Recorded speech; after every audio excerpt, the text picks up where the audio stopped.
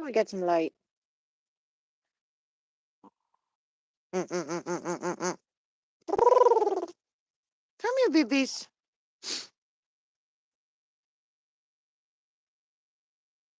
Get your evening snack. What are we? Oh, kitty cat. Everybody's freaking out over the kitty cat. Y'all know that cat. Come on. It's Muffin.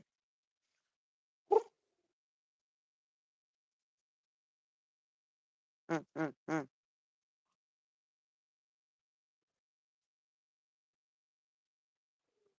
Stay here. No. No.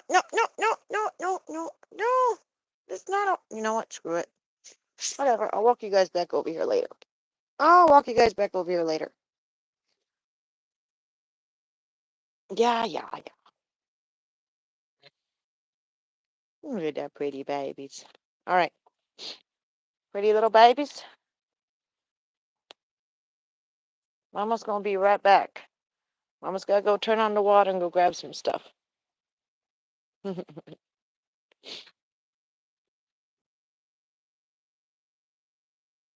was just working in the coop and getting things ready. And they all showed up behind me at one point. Like, hey, Mom, what you doing?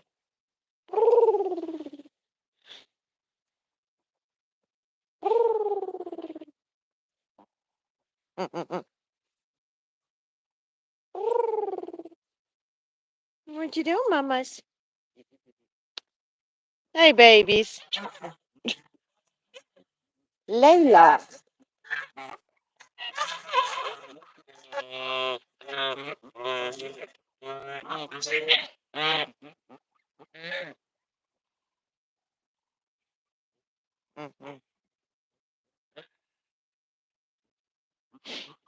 Oh, loud butts. Jesus. Pretty bird. Pretty bird. Are you balancing on one foot? I used to not be able to do that. Did you know that? She's not able to walk at all. Wait a minute. Mama's got num-nums for you over there. Is it?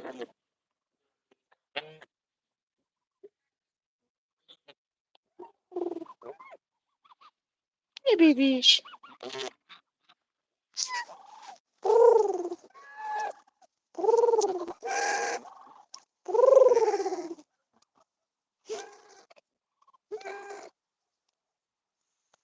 So I'm going to let y'all keep an eye on my geese for me for a minute while I go turn on the water.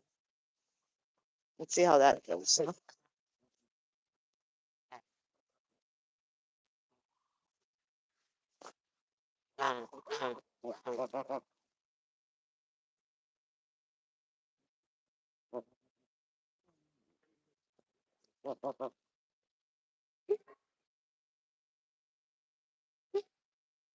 Watch my phone for me, pretty bird. Be right back.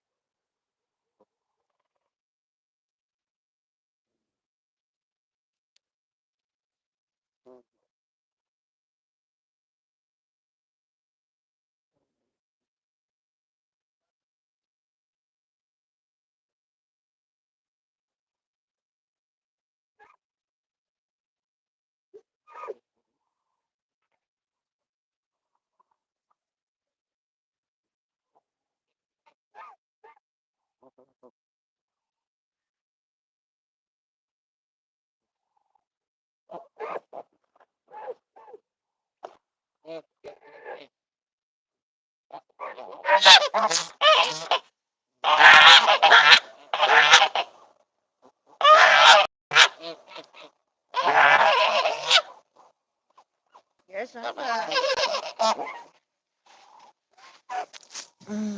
Sorry, guys. I'm back. And I forgot the roosters feed. Of course I did. Good evening, everyone. Hi, BBs. Mm-mm. Hi,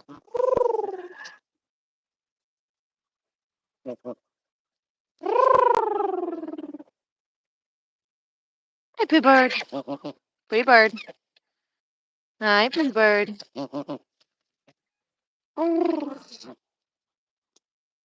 Hi, big bird. You're getting ready to do fluffy shit, aren't you? Aren't you? I can see you fluffing up. I can see you getting all fluffy. Look at that big old crop. You've been foraging a lot in the pond today, haven't you? You know. Hmm?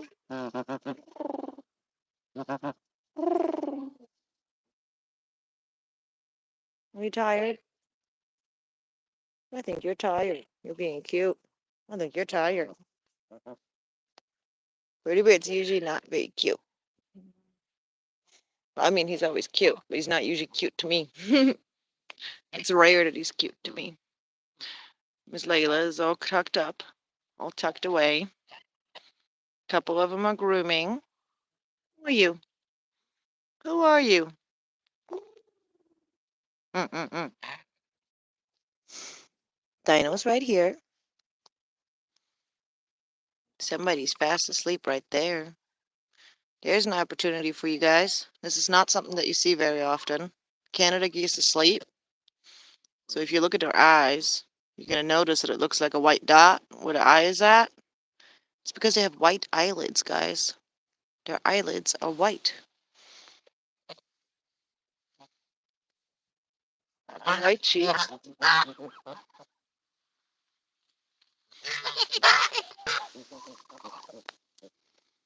Who's dying? Isn't that cute? Mm-mm-mm. Are you Spike? Mm-mm-mm-mm-mm. I know. Let her sleep. Leave her be. Leave her be. Why are you being a butt, Dino? I know. Why are you being a butt? Quit bullying. Come here, babies. Uh. Hey, bird. Pretty bird. Good night, night. Night, night. Night, night. Good bird. Night, night.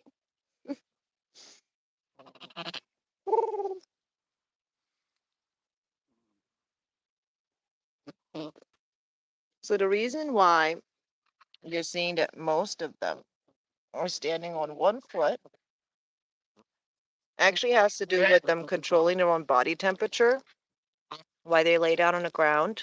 It's actually not as much about comfort and more about controlling their body temperature. So because their feathers, they're very, very thick down under their feathers. As you can see, lots of layers of feathers. Canada geese, of course, have amazing layers of feathers to help them deal with lots of different temperatures. So when it gets colder, the only places, it's actually a fun fact is that it's actually easier for geese to deal with cold than it is to deal with heat. Um, but the only places where they can really kind of like manage their own body temperature is actually through their it's actually through their beak and through their feet. And by pulling in one of their feet or both of their feet, they're not allowing any of the warmth from their body to escape. And the other part of how they're managing it is by putting their beak under their wing, which is why you see them all tucked away like this when they go to sleep when it's colder out. They will still have their eyes open at times, take naps, and then repetitively wake up. Geese will often only sleep for about 20 to 30 minutes at a time and then wake back up, and they'll do this all night long. Um, and the reason why they do this is because in a gaggle of geese, they actually will take turns watching their surroundings.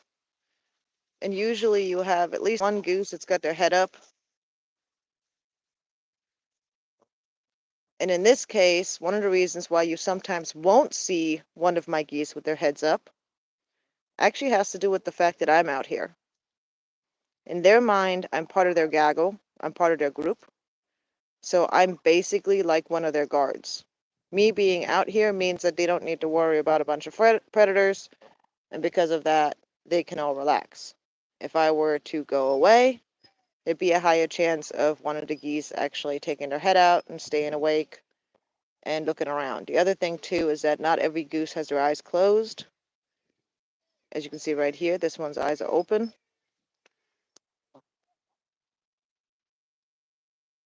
Now closed. Now open. This one right here is totally going to sleep. She ain't caring about nothing right now. She's like, I'm tired.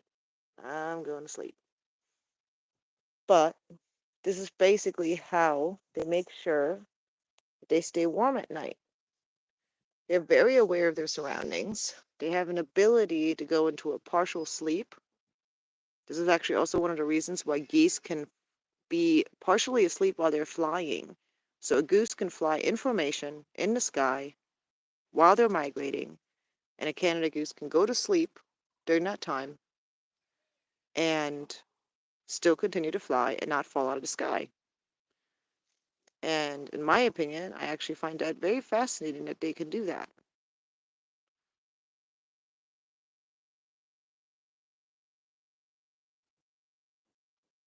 And as you can see, almost every single one of my geese is missing a leg because they can literally make their leg disappear all the way up into their down because of how thick their layers are. Stretching their leg.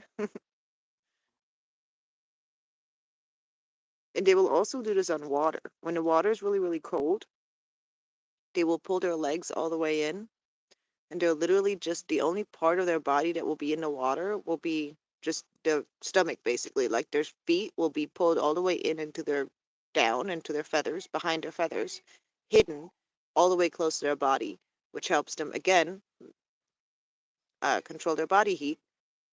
And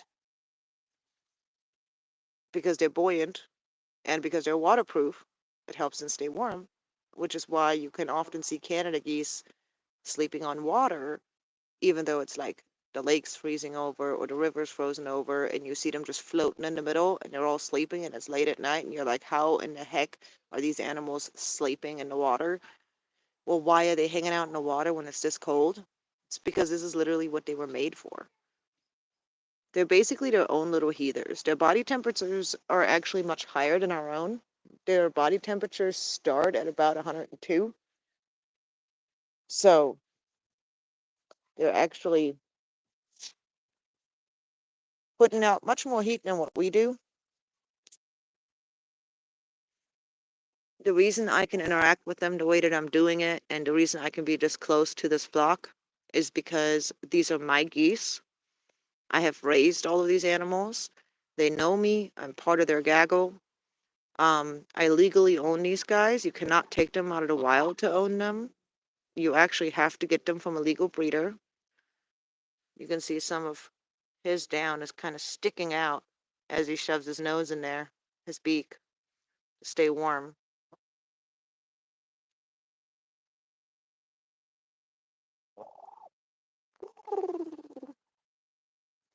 And that cooing sound that you're making, where'd it go?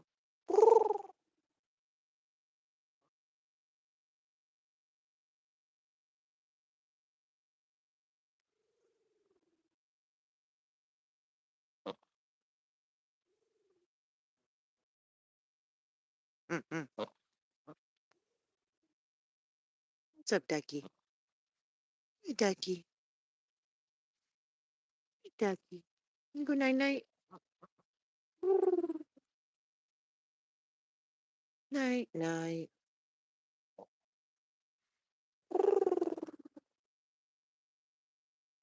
Night night, Ducky.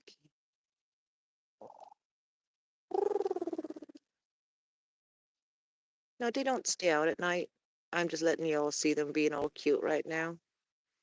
They're actually going to go into the coop with the chickens tonight just because we've had these cold fronts that are hitting at night. And whenever we don't have bad weather, they spend their nights under that trampoline right there. But whenever we have cold fronts hitting and it's just, cold wind that's kind of biting through and, they don't have any protection. And even though the Canada geese would be completely fine being out in the open in the elements, my animals are spoiled and I will have them inside of the coop overnight. And y'all are going to see me herd them in and y'all are going to see how much of a fit they throw sometimes because they just don't want to go to bed. Okay, they want to be out and about. They're literally like toddlers who are basically arguing 5 more minutes. They don't want to go, but their down is super, super, super deep. Like, I can make, look at this. I'm not even touching her skin yet. Half my finger's already gone, and I'm not touching the skin yet.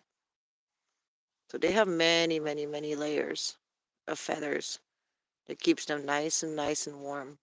And these feathers are waterproof, and they protect them from wind and weather and rain and everything else. Anyway, I gotta go ahead and feed the roosters. Now here's the thing. We'll see how they react when I walk away. Sometimes they don't like it. Sometimes they don't like it when I walk away. Hi, Charlie. How you doing, Mama? Hi, Charlie. Hi, Pitbird. Hi, Pitbird. Hi, pretty bird. You tired? Hmm? You tired? Good night night. Will Mama hold you? Will Mama hold you? It's been a long time since you had me do that. Mama hold you? Hmm? Yeah. Pretty bird here was also hand raised. He was an indoor pet goose for the first 2 years of his life. He now has his own gaggle outside. He was an only goose and only gander for a long time.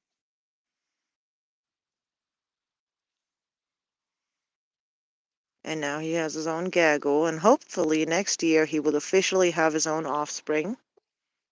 Yes, Pitbird. Hmm? And he used to do this all the time when he was a baby. It's actually been a while since he's done this. He used to do this all the time. He used to just hang out, and he would cuddle in. He would go to sleep while I would just pet him.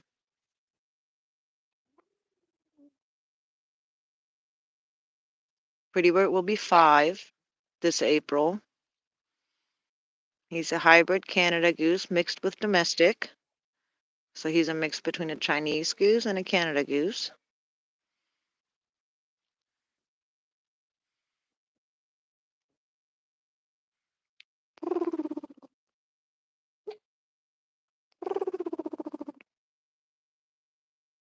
You don't want to try this on wild geese, guys. And do not ever take a wild goose out of the wild and try and raise them at home. It is a federal offense to do that. These animals are federally protected.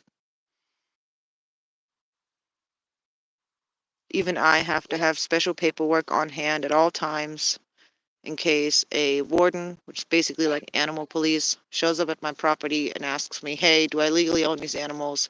I need to be able to immediately pull out that paperwork and say, yes, I do, and show documentation for the animals that I have that are required for me to have documentation. So, like for an example, for Layla right here, this golden goose that you're seeing with the orange beak right here, I don't need any paperwork to own her because she is a domestic goose, meaning that she's a regular farm goose. Her breed has been domesticated for a very long time, and so I don't need any paperwork for her. And then for those guys right there, the Canada geese, I have to have paperwork for them.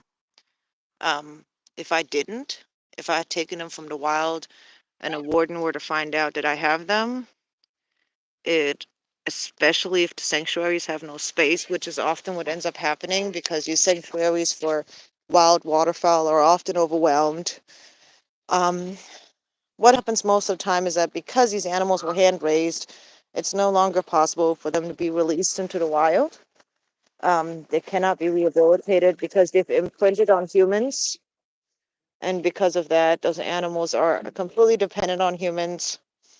And if they can't be released and there's no space within the sanctuary, most of the time, those animals end up being euthanized, which is really sad. It's one of the reasons why I always tell people if you find a Canada gosling, reach out to your local sanctuary, okay? Look up waterfowl sanctuary. Even if it's for farm animals, you're going to have a greater chance of them knowing of a place for the animals to go um, than if you just, you know, don't contact anyone. The best places to contact for the best chances for the animal to succeed, for the animal to be rehabilitated, for it to be saved, or actually go. Sorry, I don't know why I walked over to the water. Thank you, kitties. Hey, what's up, Brownie? Anyways, the best places to contact are always going to be your local wildlife rehabber or your local wildlife sanctuary. Those are the two places that are going to be your best bet. If neither of those places exist around you, or you can't find any around you, reach out to domestic animal rescues and rehabs, reach out to local veterinarians, and if they don't know of anybody that does rehabilitation for wild animals for Canada geese that works with them, you can try to see if you've got a legal Canada goose breeder in your area, um, and ask them if they know of someone because they often also have that kind of information. Um, Like, for an example, me being a Canada Goose breeder, well, not yet breeder, but an owner. I'm not yet a breeder, but I'm a legal owner. I have a decent networking of people that I've gotten to know who are within the same category of myself, who also love Canada geese,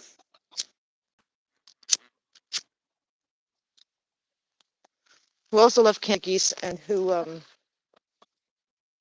right, boys, hold on.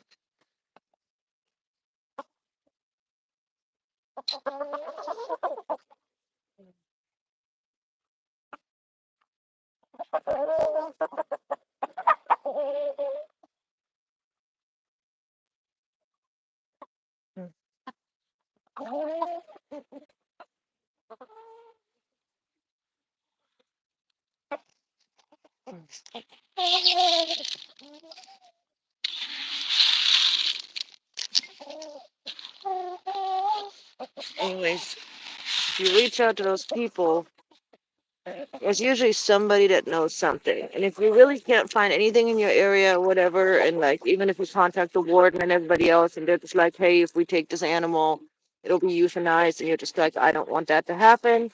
One of the things you can also do is contact a rehabber who's in a nearby county, or you're next over, like say if you're at the edge of your state and that rehabber's in the neighboring state, you can reach out to them. Just people who are nearby. There's also other locations, sanctuaries, that also will take animals from other states. So, for an example, Carolina Waterfowl Rescue, which is located in North Carolina, has volunteers that regularly will transport animals from all over the U.S. and bring them over to them, where those animals will then be cared for. And if they can't be released, those particular birds will have a forever home. So, and they've taken domestics, they've taken wild birds, and it's one of those things where it's, oh, I gotta do the water for the geese. But it's one of those places where it's great to reach out to them because they will help you. Basically, they really care. They have a great facility. They are illegal, and they will happily help you if they can. And if they can't help you, they will often help do things like network or try and find somebody who can in your area, try and give you resources.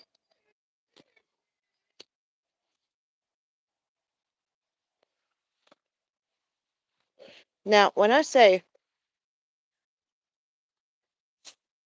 that it's illegal to take Canada geese from the wild, I don't want to deter you from helping them. Obviously, I love those animals. I want the best for them. This includes helping them when they need it. My point is, it is not illegal to help a wild animal, regardless of the species, okay? That's not what I'm trying to say here.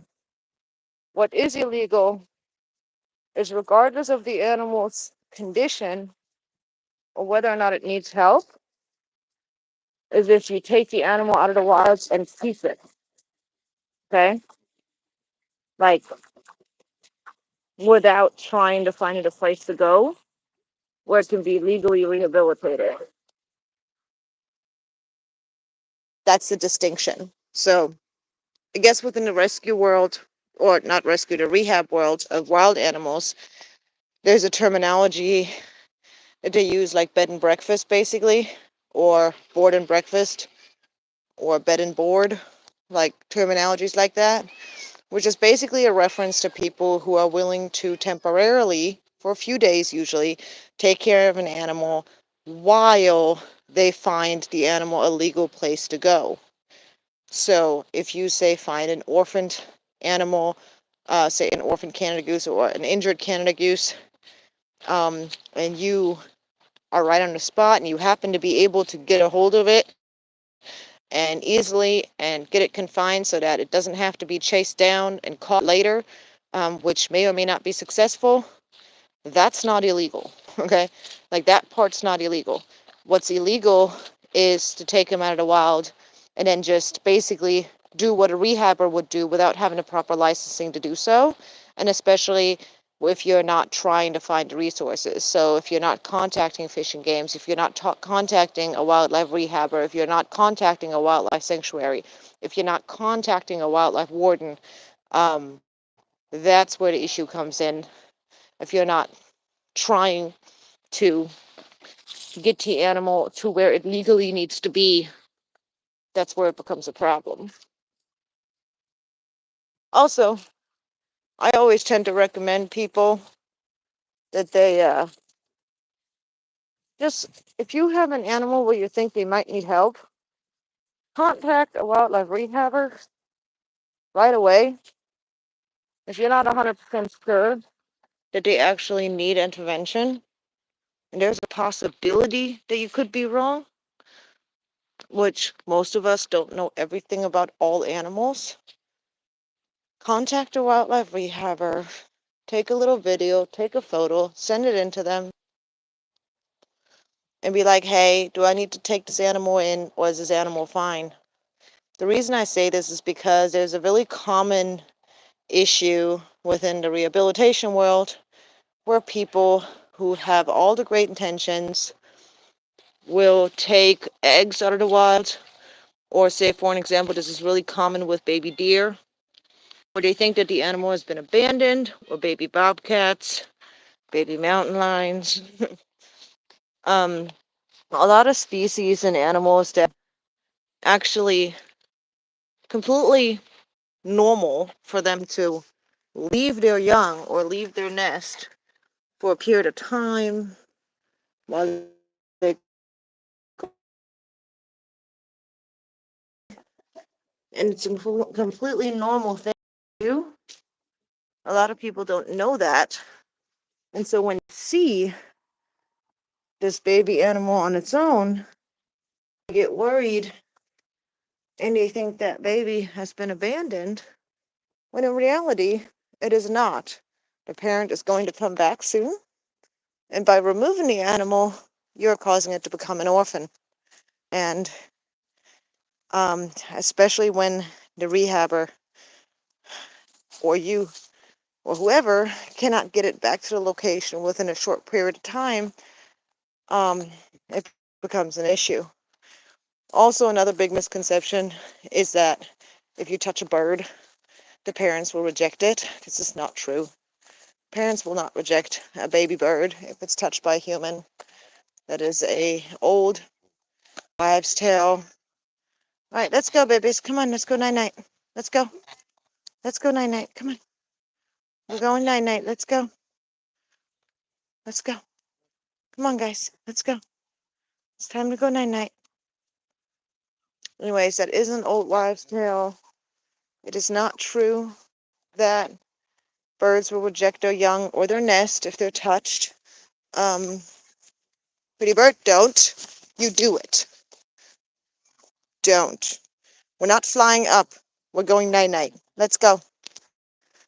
Let's go. Layla. Let's go, girl. Come on. Let's go. There we go. Come on, babies. Let's go. Let's go. Come on. Let's go. Let's go night-night. Let's go night-night. All right. Layla, take your daughter and Pretty Bird and let's go.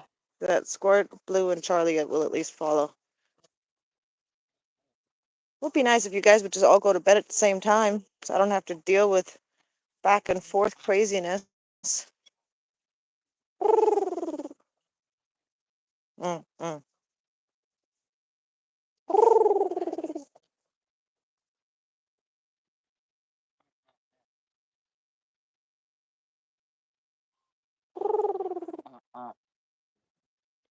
Go. Keep going.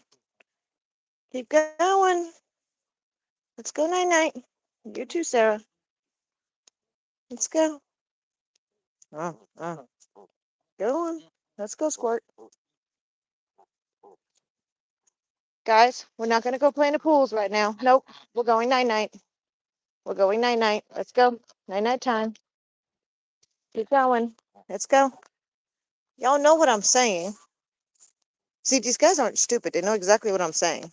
Like, these are very smart animals, and they know words. They learn words just like dogs do. Just like cats and dogs recognize words that you repetitively use.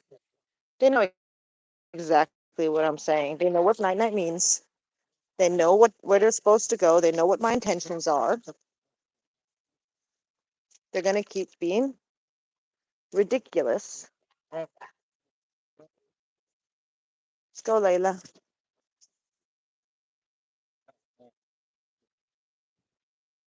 Come on, Big Bird. Go, Blue. Go on. You're okay, Mama. Let's go, Blue. Go on, Blue. Let's go, ladies. Pibbert! Let's go, Layla.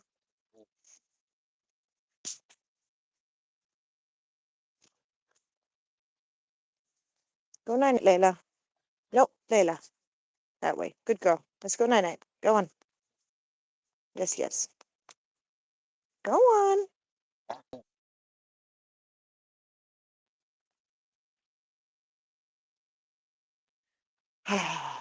Usually this works with getting Pretty Bird to go in, which works with getting Blue and Charlie to go in, because Blue and Charlie will follow Pretty Bird. But let's go, Pretty Bird. Let's go. Come on. Come on, babies. Let's go. Of course, they're going to come back out.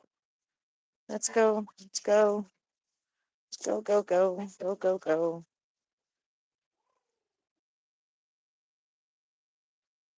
Come on, babies. Let's go night-night.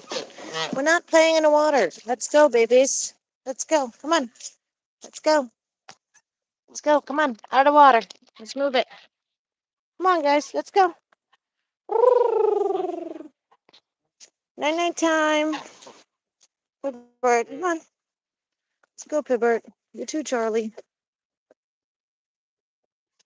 Let's go. Let's go. Go on. Go get Layla. No.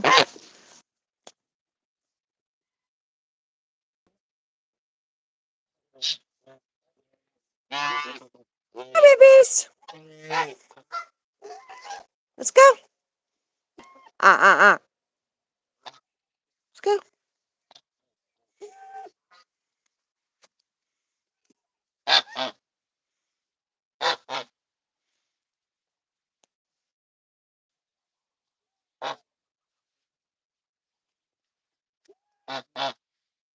Go on, Pibbert. Come on, Squirt. No, Pibbert, that one's empty. Go inside. There's food in there.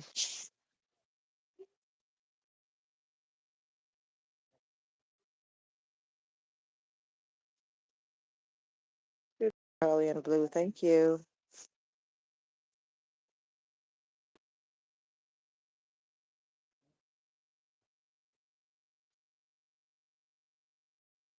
Go on, girls. Thank you.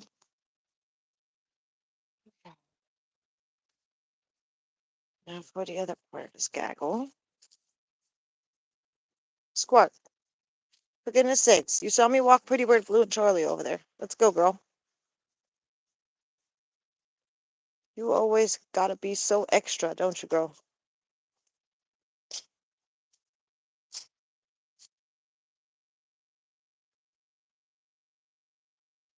Sometimes Squirt is just so extra. And she knows it, too. She knows she's all that.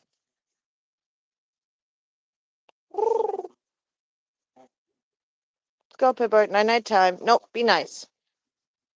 Go on. Let's go. Move it. Go get your num-nums. Pibbert, get your num-nums. Get your num-nums. Pibbert, num-num-num-num. Get your num-nums.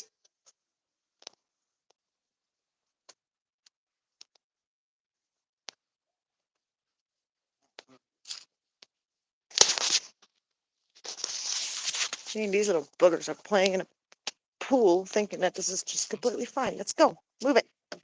Go, go. Go on. Let's go. Everybody go. Go on. Go on. Let's go. Go on now. Come on. Go on. Let's go. Go on now. Come on now. Come on. Night-night time. Let's go. Y'all are making me flood the whole darn yard because y'all don't want to move. Dino, no, we're not going in the other pool. Let's go. Night-night time. Let's go. This is the other issue. When you have a good relationship with your geese, they're not scared of you. So when you're trying to herd them, right, they don't run from you. You just like have to keep maneuvering them around. Go on. Guys, you know exactly what I'm trying to do. Please, before your siblings decide to come out. It's not their siblings. These are siblings. Some of them are. Come on. Let's go. Go on. Let's go, Sarah. Let's go, babies. Let's go.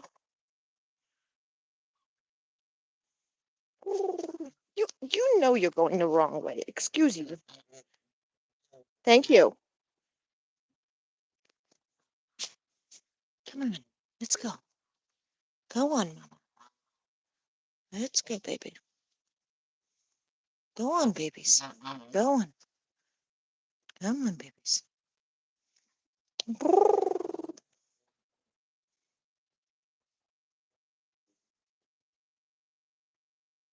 Let's go. It's night time. Come on. I want to go inside too. Come on. I want to go to bed too. Let's go.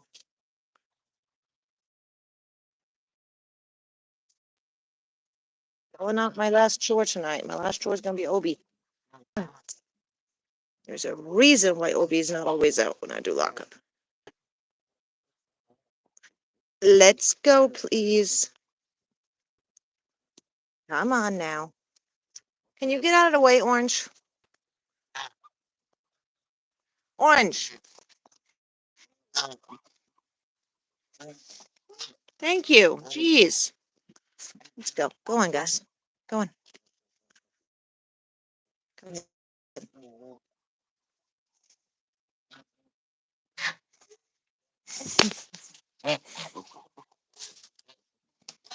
There's a lot of people where it's actually impossible for them to get their gag little geese to go to bed.